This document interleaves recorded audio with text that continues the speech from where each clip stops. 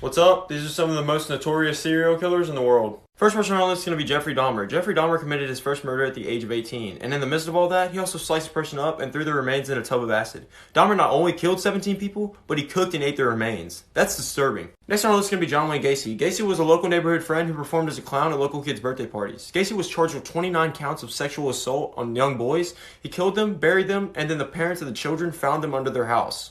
That's horrific. Next on our list is going to be Ted Bundy. Ted Bundy may look handsome, but he was a true con artist. Bundy would trick girls into thinking his car broke down, and once they came over to check on it, he would snatch them up, throw them in the car, take them home, kill and rape them.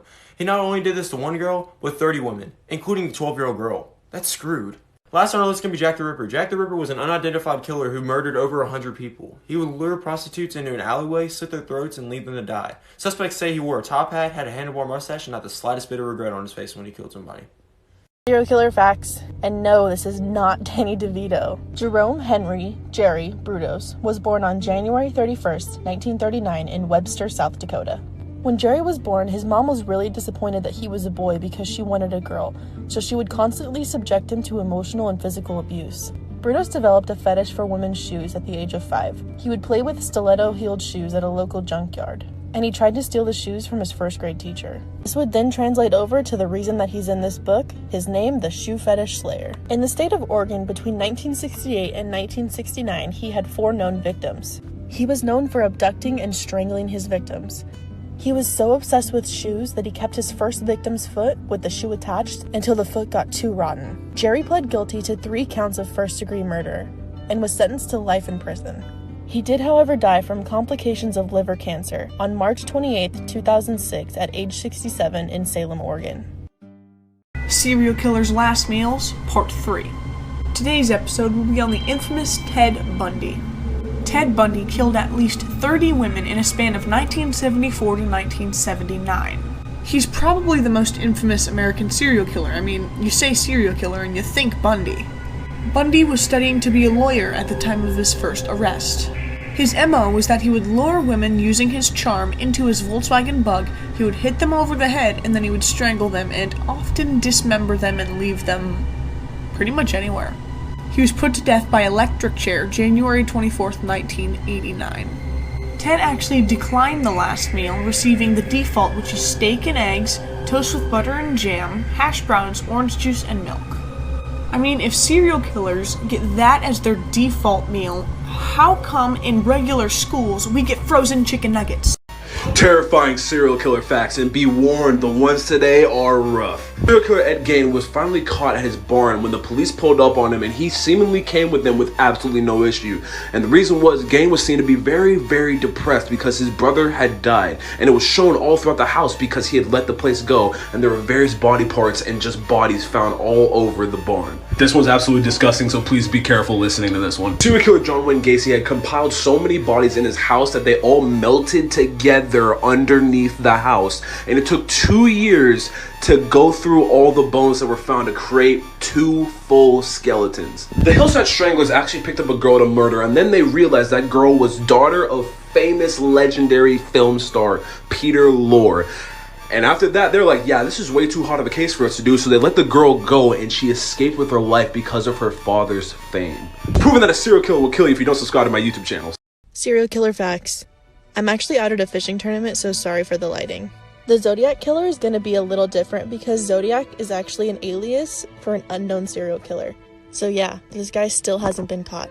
The Zodiac killer was active throughout the 60s and 70s in and around the Bay Area in California. He had 5 confirmed victims, though he claimed in letters to Bay Area press outlets to have killed up to 37 people.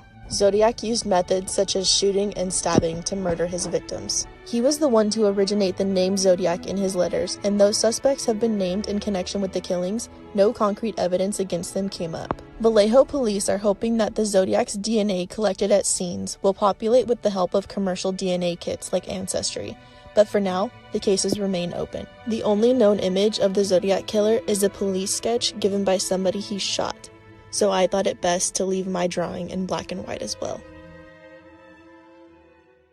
Haunting facts about serial killers that you'll want to forget, Part 1. After raping his blindfolded victims, the Golden State Killer would be super quiet and pretend like he was gone, and right when the victims would try to untie themselves or go for their phone, he would scare the hell out of them.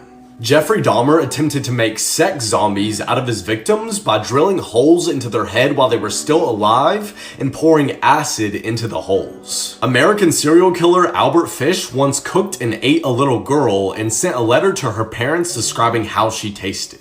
Colombian serial killer Pedro Alonso Lopez raped and murdered over 300 girls. He was in prison for 18 years when he was moved to a psychiatric hospital where they declared him to be sane and he was set free, even though he stated that he planned on killing again. He was released in 1998 and no one knows where he is or what he's doing. Yo, what's up? These are serial killers that were never caught, part 1. The redhead murderer, otherwise known as the Bible Belt Strangler. The redhead murders were a string of murders committed in the Bible Belt in the United States around the 1980s. The women, whom were never identified, that's why they look so freaking creepy, is because that's not their real faces, all had something in common.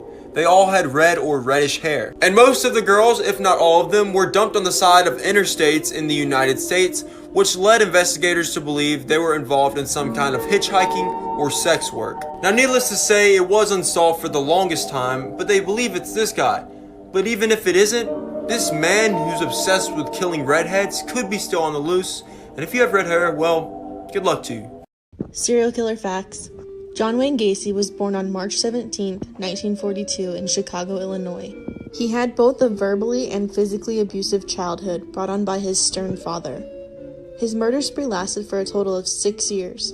Gacy used methods such as stabbing and strangulation to kill over 33 victims. He disposed of the bodies by burying them in the crawl space in his home. Gacy became known as the Killer Clown due to him dressing up as Pogo the Clown at various charity events. His murderous spree ended because he actually ended up confessing to police in 1978 and was convicted and sentenced to death in 1980. The Killer Clown was executed in May of 1994 via lethal injection after eating a final meal of a bucket of Kentucky Fried Chicken, a dozen fried shrimp, French fries, fresh strawberries, and a Diet Coke. The most gruesome serial killers from around the world. South Carolina, Donald Henry Gaskins. They gave Donald Henry Gaskins the nickname Pee-wee, which is a pretty silly name for such a sadistic man who would torture women. In fact, Gaskins claimed he killed 200 hitchhikers. He would abduct them and then torture and kill them. He would break their bones, bite them, and sometimes would even resort to cannibalistic instincts. He was put to death in 1991. Before his execution, he was able to make an autobiography called The Final Truth, the autobiography of a serial killer. In the book, he called his need to kill a bothersomeness. And in his book, he wrote the mere sight of a woman would enrage him, making his back ache all the way to his groin. Whichever state or country gets the most likes, I'll do tomorrow.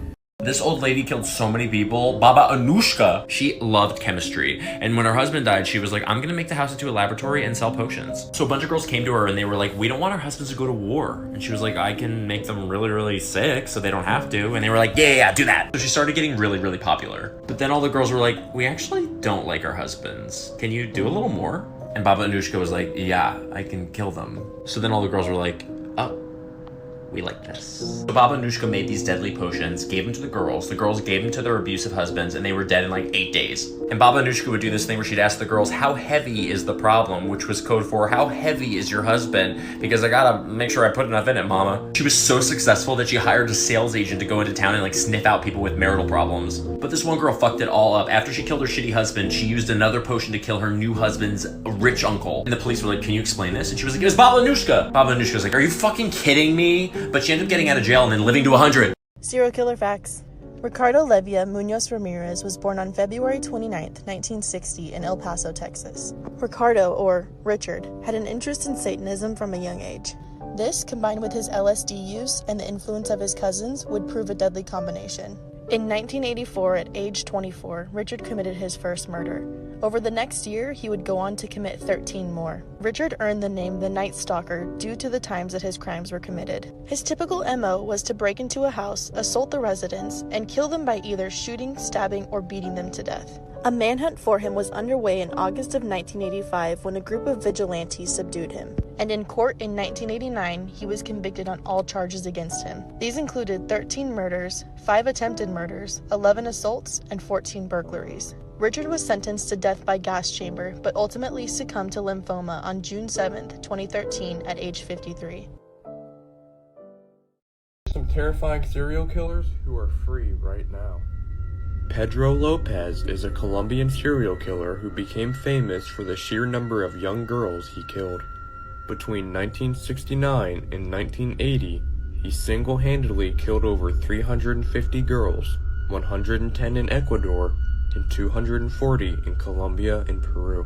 Surprisingly, Ecuador doesn't have a death penalty and has a maximum prison sentence of only 20 years. In 1999, Pedro was released after serving 3 weeks for each of his victims, but like many others, he didn't learn his lesson. He is wanted right now by Interpol for a murder he committed back in 2002, which means he's been on the run for over a decade. Serial killer facts. This one's going to be a little different because, as you can see, there are 2 people in this picture. Fred West was born on September 29, 1941, and Rosemary was born on November 29, 1953. Both in England. They hit it off in 1969 when she was only 15 years old. Despite Rose's parents' best efforts, she moved in with Fred and became pregnant. Their story goes rapidly downhill from there. Their victim count varies, but Fred was said to have killed 12 plus victims and Rose to have killed about 10. They would typically strangle their victims, and many of them were found buried under the garden in the backyard of the home that they shared together. Rosemary was charged in 1994 and sentenced to life in prison. Fred was also charged in 1994, but was found dead in his cell before he could be sentenced. Fred died by self-asphyxiation on January 1, 1995. And chillingly, in a letter he wrote to Rosemary prior to his death, he said, "Keep your promises to me. You know what they are." The differences between male and female serial killers. Males typically kill for sexual gratification, whether that's psychological or physical, and their victim's identity matters less. They typically kill strangers. In contrast, 90% of female serial killers know their victims, and they tend to kill for practical or justifiable reasons, at least in their minds, with the most common motivation being financial gain.